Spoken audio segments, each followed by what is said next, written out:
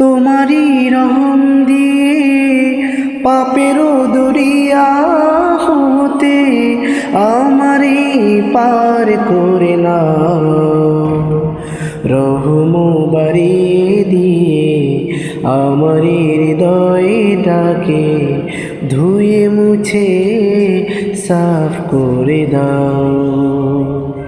পাপী বলে মোরে দিও না ঠেলে দূরে, ক্ষমা যদি না করো যাব কোথা কোন সে দুয়ারে।